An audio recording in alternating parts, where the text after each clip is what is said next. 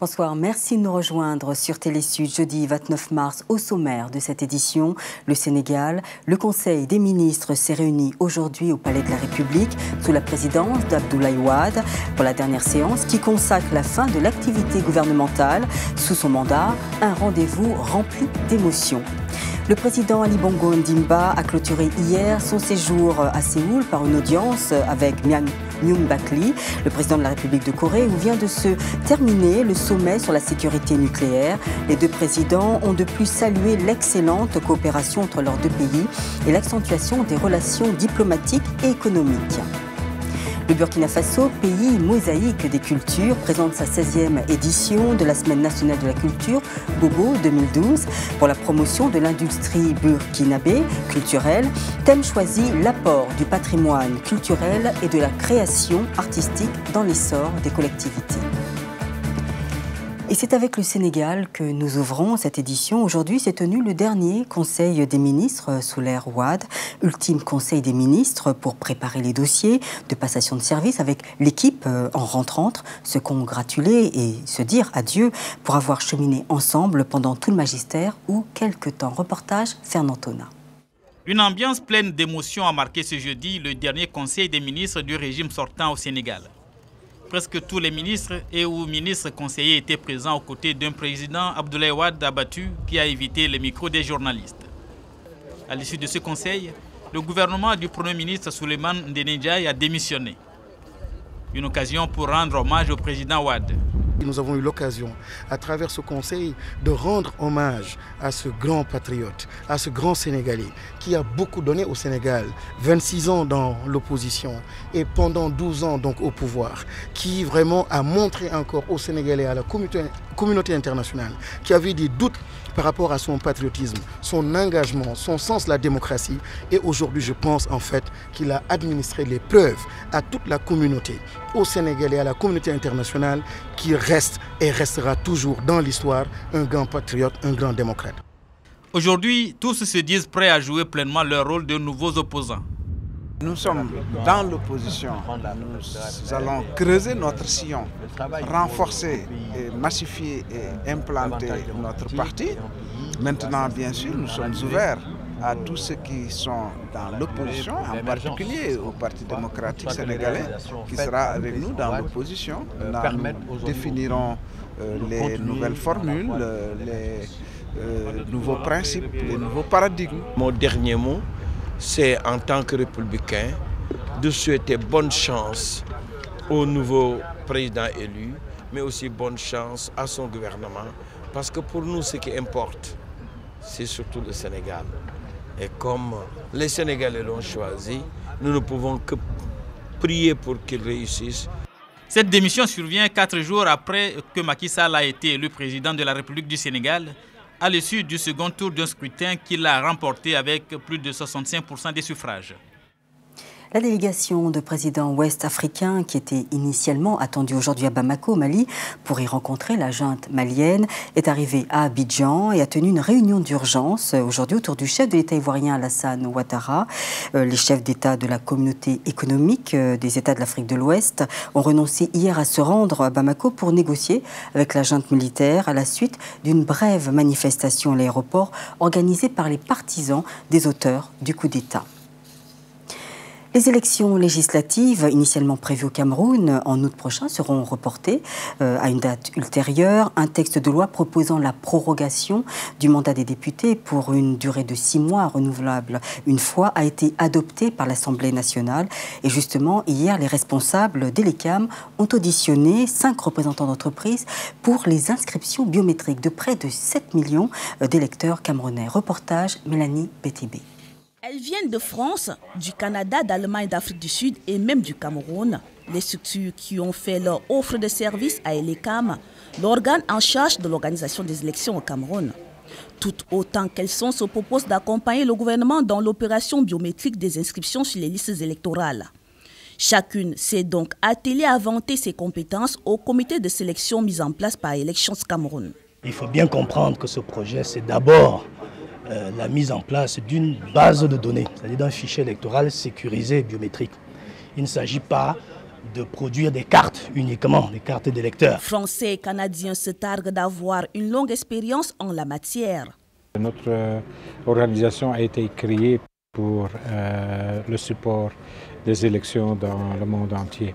Depuis 25 années, on a fait cela, uniquement cela. Un grand groupe qui apporte son expertise technique, qui apporte son expérience. Cette expérience est une expérience qui s'appuie sur des opérations d'enrôlement biométrique des électeurs qui ont été menées, notamment dans le cadre des élections présidentielles et législatives au Bénin en 2010. Les Camerounais misent sur le coût inférieur de leurs prestations. Nous avons les mêmes fournisseurs. Ceux qui viennent de l'extérieur auront des coûts assez élevés et ils n'ont pas la connaissance du terroir. Cette session d'évaluation avait une phase orale, mais aussi une phase pratique de démonstration du savoir-faire des uns et des autres. L'exhibition du matériel de travail a également fait partie de la présentation. Le comité de sélection va faire son rapport et l'envoyer au gouvernement qui va rendre public dans les prochains jours le nom du cabinet retenu pour l'opération biométrique des inscriptions sur les listes électorales. Un procédé qui va participer à plus de transparence dans le processus électoral au Cameroun. Alors que le sommet sur la sécurité nucléaire s'est achevé hier, le président Ali Bongo Ondimba a été reçu à Séoul par son homologue de la République de Corée, Myung Bak Lee, pour discuter des relations bilatérales entre les deux pays. Durant ces quelques jours, Ali Bongo Ondimba a pu réaffirmer le rôle du Gabon pour la paix et la sécurité et relancer une coopération forte avec la Corée du Sud. Reportage Lazo Abourneur. Ali Bongo Ondimba à la Maison Bleue, tout un symbole. Le symbole d'une coopération gabono-coréenne sans nuage, mais surtout l'exemple d'une amitié longue de plusieurs décennies. C'est en effet en 1962 que le Gabon établit les relations diplomatiques avec la République de Corée. 2 cérémonies commémoratives sont prévues pour être organisées le 1er octobre prochain à Libreville et à Séoul. 50 ans, c'est l'âge de la maturité certes, mais 50 ans, c'est également l'occasion de revisiter les axes de coopération et booster davantage les relations entre les deux pays. L'objectif en filigrane pour le chef de l'État Ali Bongo Ondimba, et il l'a écrit, c'est de renforcer la coopération bilatérale pour qu'elle soit et demeure mutuellement bénéfique. Les chefs d'État Ali Bongo Ondimba et Lee Myung-bak, entourés de leurs collaborateurs, ont tour à tour, pour le chef de l'État coréen, salué les réformes entreprises par son homologue gabonais avant de le féliciter pour la qualité de ses interventions au cours du huis clos du sommet sur la sécurité nucléaire. Pour Ali Bongo Ondimba, l'occasion est donnée de saluer la qualité de l'organisation et de l'accueil. Les conclusions de la rencontre de Séoul feront date. Pour ce qui est des axes de coopération à booster, il y a l'énergie. Un accord dans les secteurs mines et hydrocarbures a été signé en octobre 2010. L'heure est plutôt à la concrétisation. Autre axe, la construction d'une raffinerie de pétrole à Port-Gentil. Le dossier est piloté par le groupe Samsung. Un mémorandum a été signé en janvier dernier. Enfin, et c'est le grand projet, la participation avérée du Gabon à l'exposition de Yeosu. Elle s'inscrit dans le cadre de l'exposition universelle qui débute en mai prochain pour s'achever en août en Corée. Dans l'actualité également, la dépouille de Mohamed Merah, qui était devenu un casse-tête aujourd'hui à l'heure de l'enterrer quand tour à tour l'Algérie et la ville de Toulouse ont dit ne pas vouloir de lui sur leur sol. C'est le président français Nicolas Sarkozy qui a dû intervenir. Après plusieurs rebondissements, le corps du jeune homme a finalement été mis en terre en fin d'après-midi au cimetière de Cornebarieux, près de Toulouse, au cours d'une cérémonie en tout petit comité dans le carré musulman. Au Burkina Faso, la semaine nationale de la culture ouvre une fenêtre sur les tiroirs, une porte d'entrée dans les villages burkinabés. Comme toujours, les villages des communautés est un pôle d'attraction des ressortissants des différentes communautés, mais également des touristes. On y trouve l'ambiance et le décor du village et les mets traditionnels. La majeure partie des communautés burkinabées y sont présentes avec les trésors qui caractérisent leur identité. À Bobo Dioulasso, reportage Adima David Thiombiano. Bienvenue au village. Robert Yé et Raphaël qui nous retrouvent dans l'espace bois, la bière du village, ainsi que des frères et sœurs de la communauté bois. Ça reflète ce que au village là, ce que nous faisons, et ça nous amène à nous montrer à l'extérieur. Sur un même espace, on retrouve les différentes communautés burkinabè avec leur patrimoine, des éléments de leur identité. Ici, ce sont les Gourmantcheba qui font une démonstration de Tanchala devant le stand à eux dédié. On les appelle des tapeurs de sable pour leur pratique de la géomancie. La parenté à plaisanterie ajoute son piquant à la fête. Ainsi, les Samo raillent les Mossé en arguant qu'ils sont les propriétaires de Ouagadougou. C'est nous les patrons. Les Mossi sont venus de Gambara trouver les Samo. De leur côté, Gourmantcheba et Yarsé confrontent leurs instruments de musique et échangent des piques bien amicales.